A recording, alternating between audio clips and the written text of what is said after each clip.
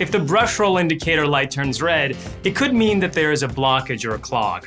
Turn off and unplug your vacuum. Check all openings for clogs. Using a flashlight can help you find obstructions in the vacuum.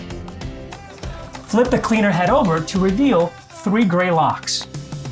Unlock using a quarter to remove the cover. Check the opening for clogs and remove any debris that appears to be stuck. Reattach the cover using a quarter.